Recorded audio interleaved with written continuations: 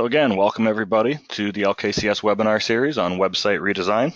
Once again, I am Tim Turzin, and I am the Senior Sales Executive here at LKCS.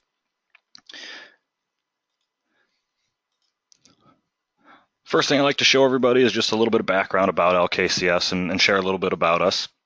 LKCS is a full-service marketing company, and we've been in business since 1961 in a wide variety of services, which the slide here shows. Today we're going to be focused on web redesign and about a bunch of different pieces that go into that. We've been dealing in the web world since 1998, and we have done hundreds and hundreds of websites, on that type of stuff. So everything we're going over today, we're very well versed in. We do it every day, so that's what we are going to go over. So before I go any further, I'm actually going to ask everybody a question here. So I'm going to put up a poll.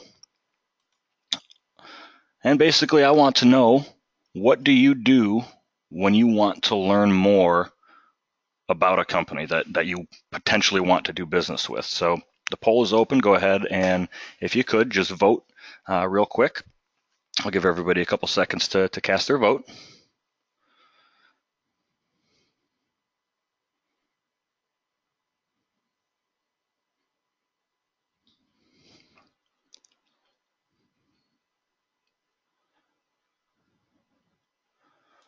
All right, I just closed the poll and I'm going to actually throw it up on the screen here.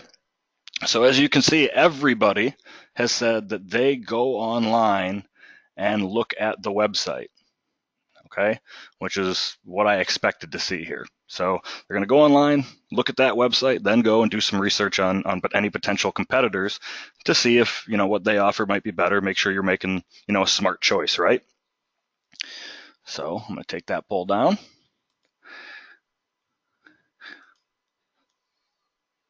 So what we always say is your online presence is very important. And as everybody in the webinar here voted, chances are very high that our consumers are going to do the same things that you just responded to, is that they're going to go online before making any type of financial decision.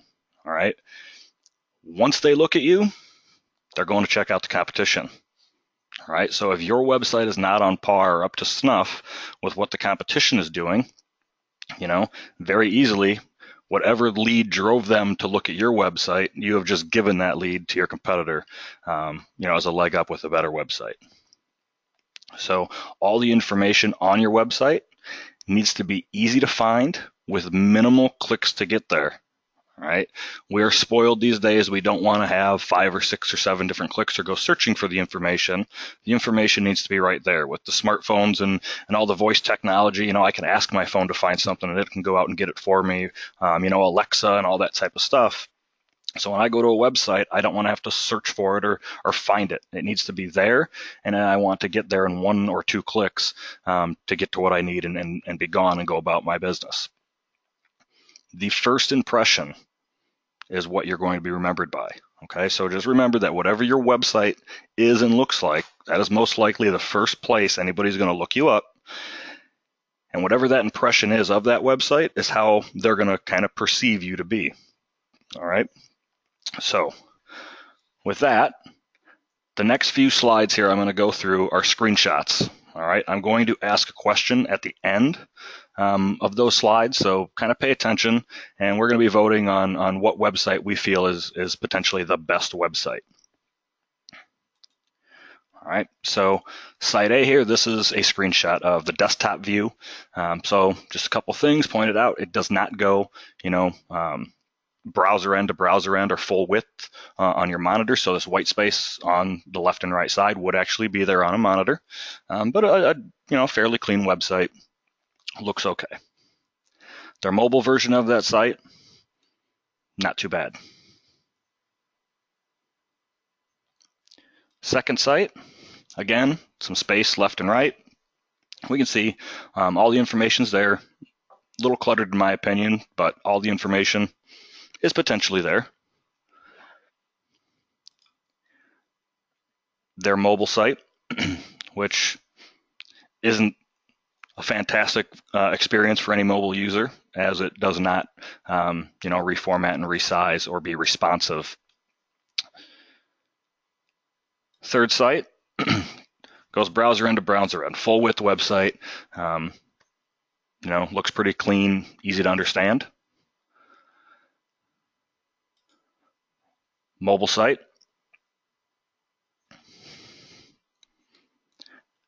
And the fourth site, again, browser end to browser end, very clean, easy to understand. And a reformatted or responsive design mobile site. So now that we've seen the 4 websites I chose here, we're going to go ahead and launch another poll. And you let me know which institution you believe was the largest based on the website I showed you.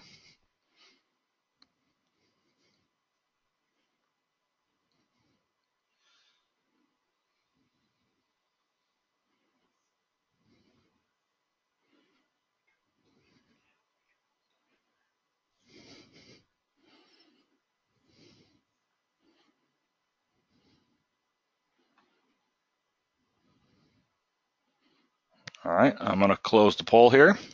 I'm going to share it with everybody. So 13% said that Site A is the largest institution based on the website.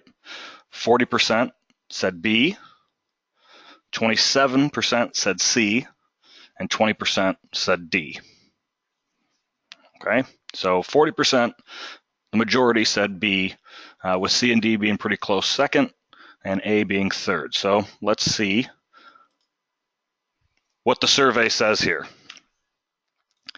Site A is actually Citizens Bank of Pennsylvania. So we'll look at that again. This is, again, their desktop view. And they are $36 billion in assets. A huge institution. Okay, and only 13%. This got the lowest amount of votes for the largest site based on the looks. Site B is the Golden One Credit Union in California. Again, this is what their desktop site looked like. 40% said this was the largest. And they are $11 billion in assets. Again, those are B's, billion. Huge institutions. Site C, Pipefitters Steamfitters Credit Union. Again, screenshot of their desktop view. 27% voted this was the largest. And they are actually only $33 million in assets, which is fairly small for an institution. And the fourth site, First National Bank of Mattoon, which 20% voted for.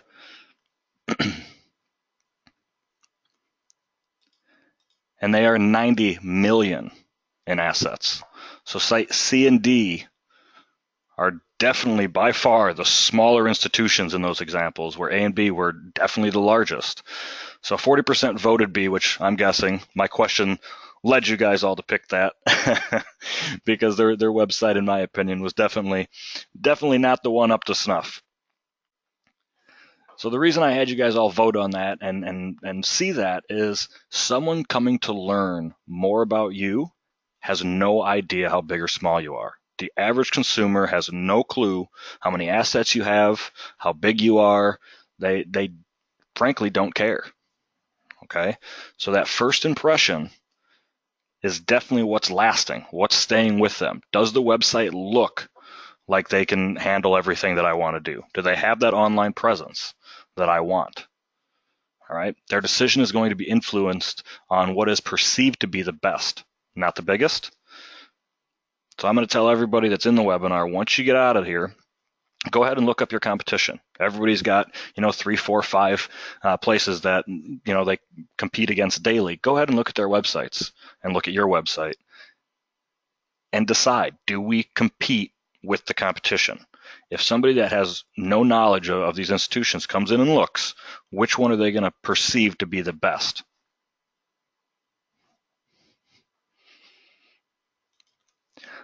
Mobile devices on the web.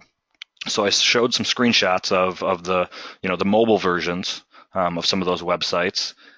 The stats online, and there's a lot of varying stats, so I didn't put a source or say anything. Some say, high 40s, some say low 60%, but it's right around 55% of all web traffic nowadays is generated on a mobile device. So how important is a mobile responsive site? Well, since over half of the traffic is going to come that way, it's pretty dang important. All right. I mean, think of how you're going to search something. 9 times out of 10, you're on the move, you're on the go, and your cell phone's right in your pocket. It's in your hand. I'll guarantee right now, everybody's cell phone is within arm's length. It is not further than arm's length from anybody. You're going to pick up your phone and you're going to do your research. All right. So some of the keys for those mobile responsive sites that you're really looking to do is users are going to spend less time on a site that is not mobile responsive. So if it does not conform to their device, they're going to spend a lot less time. And these stats below here are from Google Analytics. Number 2 is users are less likely to perform those desired actions, such as applying or calling or doing that call to action that you're asking them for. And the big key, the most interesting thing I saw was that, and it's true because I do it myself, is users are more likely to return to that search engine results page and go to the next one. So if they even looked up your institution by name or keyword or whatever it was, and you're number 1 in the results, and your site's not mobile responsive, they spend a little bit on there, and then they're going to go back and look at the second option or the third option to get what they're looking for. So very, very important to make sure that your website is mobile responsive. So I've got a side-by-side comparison here of 2 sites. This is auto loan page on both sites on a mobile device, just screenshots from my phone. So on the left, Golden One Credit Union. Again, I'm going to have to pinch zoom, look for these rates. I believe this says apply, but still, it's hard to read. I'm not going to be, pinch zooming and looking around for this info.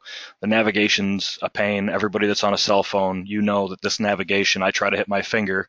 I've got fat fingers. I'm going to get both these navigations open at the same time. It's a mess. On the right, this is actually Congressional Federal Credit Union.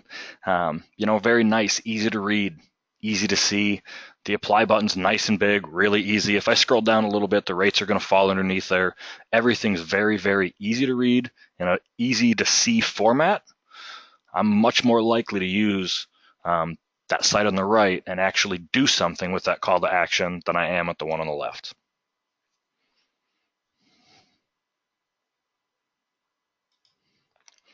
Social media. So these are all things that we need to look for, in those website redesigns. And social media is king, all right?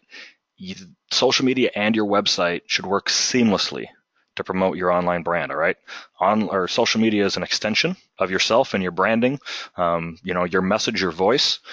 So we need to leverage social media to drive users to our website and vice versa, from our website out to our social media arms. And the reason this is so important is it's a big piece in SEO.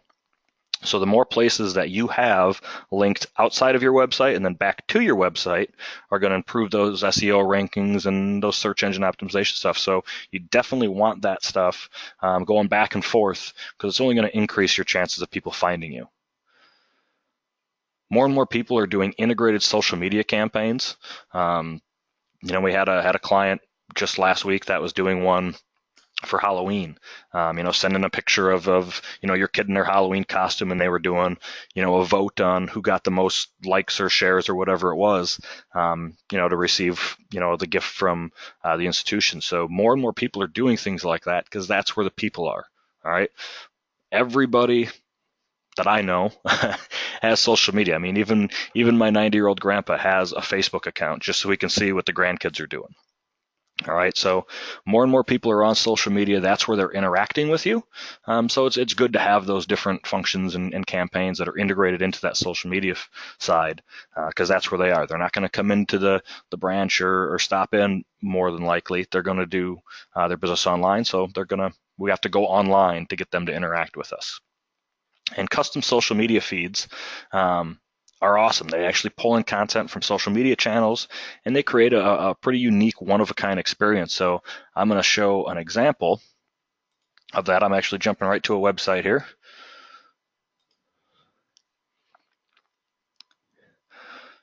So this is one of our clients. If I scroll down a little bit on their webpage, they have a pretty large social feed section.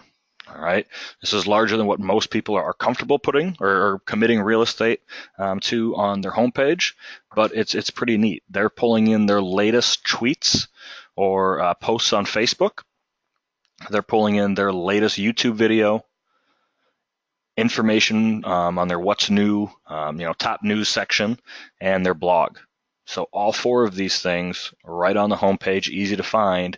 And clicking on these, I can go ahead and interact with those social media accounts. So I can go right out to Twitter, Facebook, YouTube, their news feed, or their blog, and vice versa. So back and forth, creating a better SEO experience for this institution. So pulling these types of things in are pretty neat. Not a lot of people have seen them or seen them in use. We have other examples. This is probably one of the more robust ones, but we can do smaller ones, and integrate it with what you wish. You don't have to be on all these different channels. If you're only on one or two, that's fine. You can create a custom feed to interact with just those couple that you're on or using.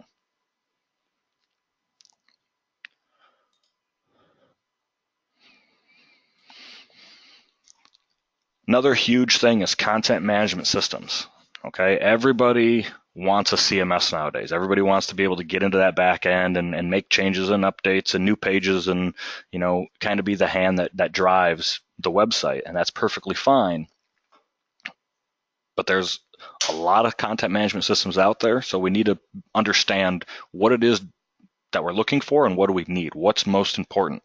So for those of you who don't know, content management systems are just applications that support the creation and modification of digital content using a common user interface that supports multiple users working in a collaborative environment. All right. So the biggest differences you're going to find on content management systems is an open source system versus a closed source system. Okay. Open source are things like WordPress, Joomla, Drupal, those free ones that tend to be free. All right. What open source means is that there's nobody really behind it. Okay. All the widgets and code and everything that's built for these are done by freelance programmers. So the stuff's getting built and put into the system, and it really may not be best for what you're trying to use that for. All right, somebody built a widget for their blog, and now you're going to use it, but the widget they built wasn't a secured widget.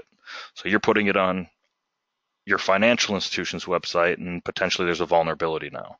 So the open source we tend to stay away from, just from the security standpoint that the financial institutions, go through all the different, hacking and spam and all that other type of stuff. We always point our clients to a closed source system. Those closed source systems, they tend to cost some money. However, they're manageable. They're closed to just the people that maintain that site and the developers that actually are committed to working on that site, keeping everything safe, secure, and all that other stuff. I will go ahead and tell everybody, go ahead and do a Google search on sites that have been hacked using those open source systems like WordPress and Joomla and Drupal and all that. You will find articles and horror stories from institutions that have been hacked using that. And the sole reason they were hacked is because they were using an open source system instead of a closed source system. Okay. Other big things, it's going to save me time and money. Instead of having to call my developer to make changes and updates and things like that, I can get in and do it myself. Okay, if I'm going to be in there making changes several times in a month, I can easily pay for that content management system of what it's going to cost me rather than paying the developer to do those things for me. And you are in control, so you don't have to wait for anybody else. So if you can get in there and do it, you can. Now, people are scared of content management systems saying, I don't know anything about web design or web code or anything like that. And I'm going to pull up the content management system that LKCS uses. It is a Sitefinity system. So let me just log in here. And I don't have to know anything about web design or web code or anything like that. So I'm going to go in here and come into the back end. And I'm going to open up one of the pages here so we can see what the back end looks like a little bit. If I want to make a change to a content area, I want to do so easily. I'm going to open up a section, very easy to understand. I just have to put my cursor in where I want the text to be and type it. Save it, and it's there. I can format text easily. Everything being done by CSS fields, so if I want to change the styles, the fonts, the headers, I can. So my brand, my consistency stays the same. Editing images, easy. I can go in and I can choose images from my computer or a library. And all I need to do is find the image that I want, bring it in, and save it. Automatically updates things. Okay. There's widgets to let you really play with the page and move things around and change things up. So if I want to add more content areas, I can just drag and drop them in and move them around. I can add images. Okay. I can jump into layout. So even though I have a customized template, I have control over how I want to show things. So right now I have, a 80-20 split. You know what? I want to go to a 4-column look. So I can drop in a 4-column layout and put in content and images, and a video and another content side on the right. I start building out 4 columns. So very, very easy drag and drop, WYSIWYG type editors makes it really easy to look at that stuff. Some other key things that you're going to want to look for in content management systems that we feel are important for our clients is, one, you want to be able to save things as drafts so you can kind of come back and work on them. You don't have to make all the changes and publish it right away. A preview function. So once I make the changes, I want to actually see what those changes look like. I want to be able to publish or unpublish those changes on specific dates. So if I've made changes and these changes don't take effect until the day before Thanksgiving, I can tell the system, go ahead and publish that on the date and time that I choose, or take that page down at the date and time I choose.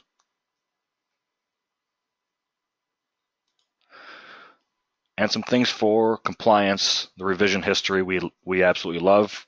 More and more auditors are asking for this type of stuff. Anytime you make an update or change anything on your website, you want something to keep track of what those changes are. So each version of that web page is saved on the back end. So if you needed to see what an old version looked like, you can click on it and it brings it up just as it was at the date and time that it said. So they're all dated, time-stamped, says who made the changes, and you can leave notes of what you were doing in the system at the time. Really, really good for the compliance and the auditors.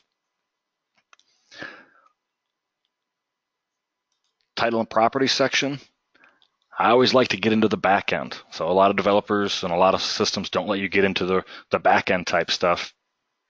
But it's really cool to get into the back end. I can do a lot of neat things back here. I can change the titles for navigation. I can add additional URLs, so those shortcuts, right, to get to a page. So if I'm doing a promotion and I'm sending out things via direct mail, email, I've got radio ads, I can have different, potential shortcuts to get there on the different pieces. So I can actually see how that traffic's coming in. I have the ability to turn it on and turn it off from the navigation. So if it's a specialty promotion and I don't want the normal user to find it, I can hide it. We can hide it from search engines or from the site search. So if I don't want Google to know it's there, Bing or Yahoo or those types of things, I can. So again, you don't need to know anything on web design or web creation to go ahead and use one of these content management systems. They save you a ton of time and a ton of money. Obviously, there are some upfront costs, and there's a little bit more of maintaining these, but the money you save instead of paying your developer to do it for you, it definitely pays for itself in time.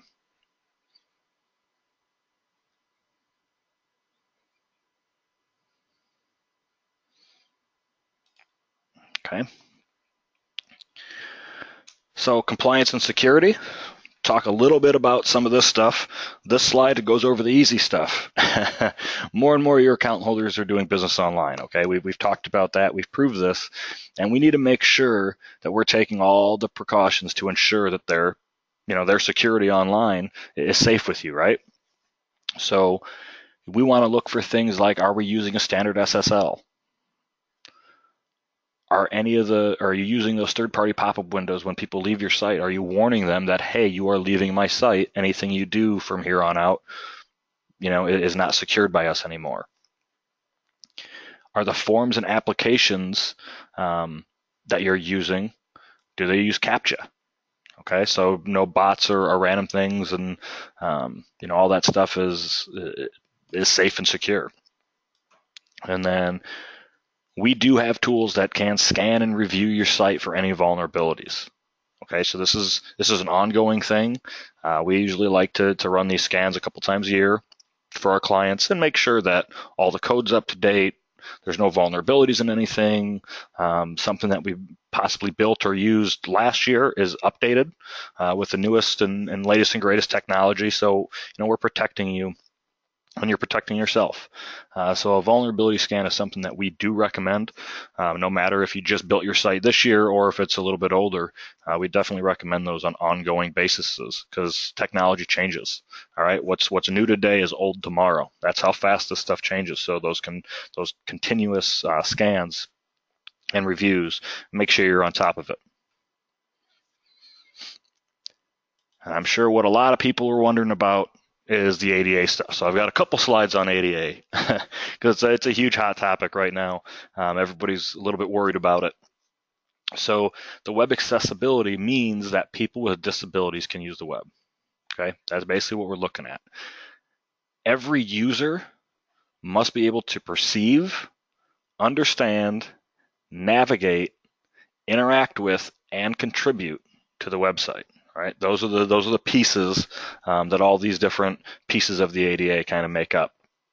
So your website must provide equal access and equal opportunity to people with disabilities. So the ADA does not directly address website accessibility and does not include any technical standard for determining compliance. Okay, so when people ask about this, there's nothing out there that says this is the exact compliance standard that you have to conform to.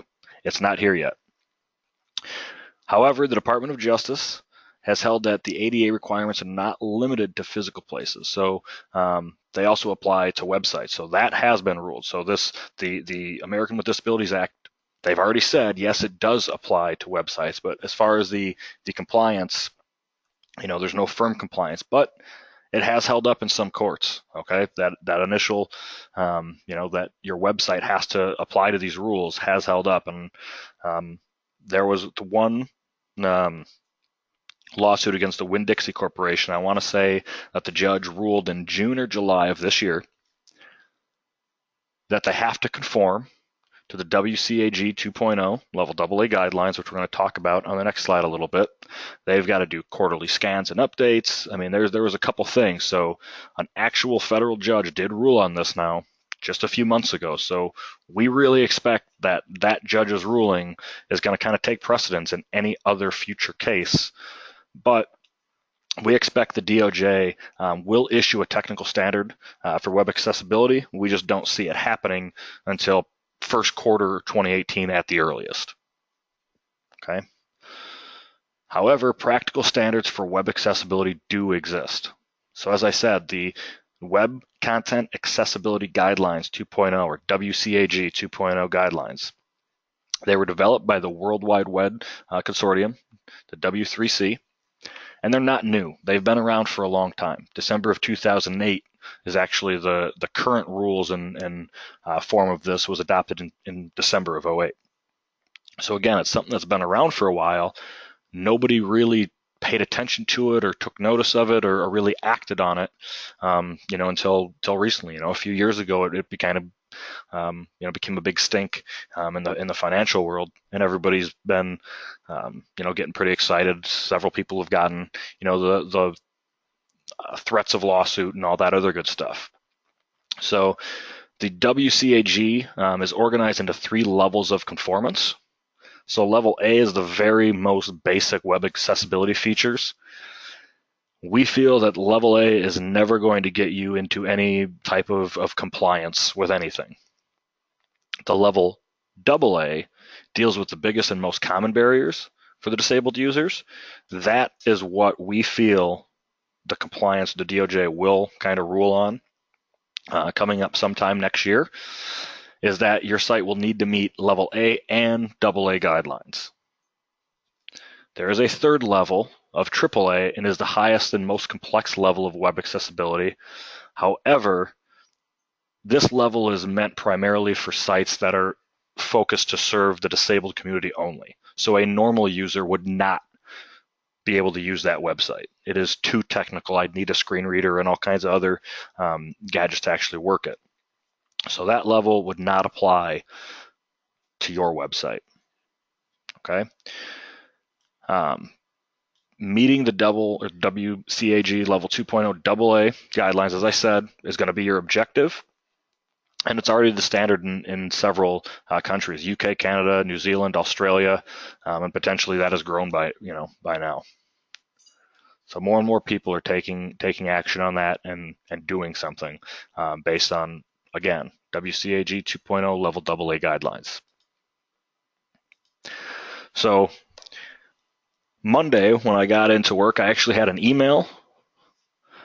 And then shortly after, when the mail came, I got a brand new article from CU Times. So both an email from CU Times and an article from CU Times, both on Monday. So I read them both. We talked about it here as a team, and a couple interesting things from those articles that I wanted to bring up is, one, the number of credit unions receiving suits has doubled in the last month.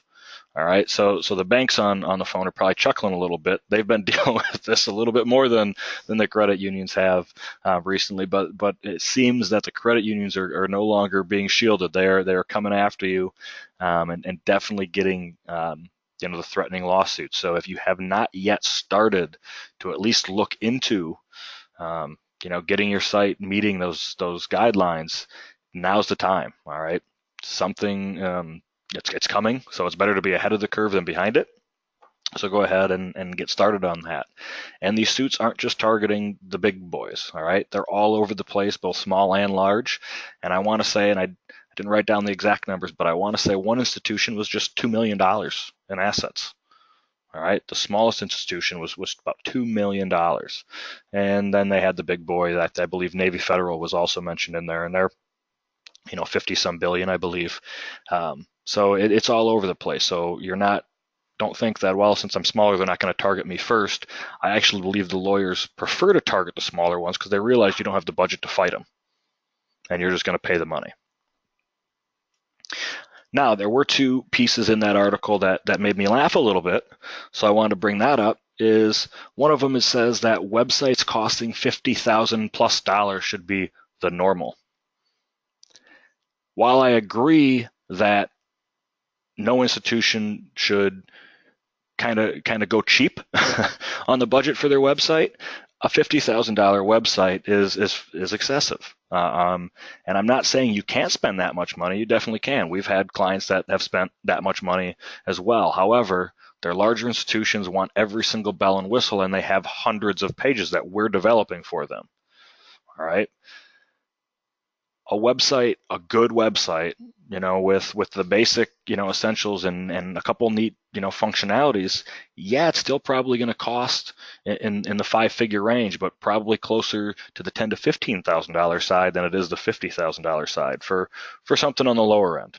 All right, so just because you're a smaller institution, don't think that you need to spend $50,000 because most likely you don't. Now, if you want every bell and whistle and all the really, really cool stuff, potentially you can get there. But I don't think that 50,000 should be the normal. So I wouldn't get scared off with that number. There's definitely things out there for a lot less money. And the second piece that really made me laugh was that they said in that article that it would cost 6 figures to get your site properly assessed for ADA. And if there's anybody on this call today that would like to send me 6 figures to assess your site, I will send you gifts and cards for every holiday until I retire. All right, it's just you do not need to spend 6 figures or anywhere near 6 figures to get your site properly assessed and fixed. All right, depending on the size of your site and the amount of issues and what you need to do, there is going to be a cost. It's not cheap, but you're looking, mid, maybe high 4 figures. All right, I've yet to see one dip into 5 figures, let alone 6 figures for us. So, once you scan the site, you can assess the situation, but it's going to be nowhere near a 6-figure cost. But if anybody wants to pay it, I'm willing and able to take that money. All right. However, and another thing that they mentioned, which I really like, because a lot of people don't, is you have to think big picture. All right. What about the third-party sites that you're linking to? If you're using, maybe a mortgage company like MortgageBot, is that site meeting the ADA guidelines? If it's not, you could potentially be on the hook for that. You're sending your users there. It is an extension of your website. So if that doesn't meet the guidelines, your whole entire process doesn't meet. What about online banking, e-statements, bill pay, all those other types of things? All that stuff also needs to meet those ADA guidelines. So definitely reach out to those vendors that are handling that stuff for you. And if they can't or don't know or anything like that, it may be time to start looking potentially at another vendor that is thinking about these things and getting you guys ready and up to snuff, because that compliance, again, is coming. And once that's there, it's going to be probably a lot worse on you than just the lawsuits that are coming in. Okay. So the good news is everything that LKCS has talked to you about today, everything I've told you, we can help with it. We would be happy to discuss your specific web needs, prepare customized proposals for you, go through anything in further detail. I mean, each one of those pieces that I talked about, I could talk for hours on each one of them. So I gave you, the skipping across the mountaintop overview of what to kind of look for. But it gets into a lot more detail and depth. So obviously everybody's unique. So we like to sit down, talk about your unique situations and customize anything to you. We also offer, email marketing, social media marketing, website vulnerability scanning, search engine optimization packages, online advertising, you name it on the online side, we can definitely help you. So before I kind of end this, I have one more poll here for you. And it's just, how soon until you plan on redesigning your current site? It gives us a good idea of potentially when to reach out to, maybe help you. And we can definitely get something set up and going if you need something.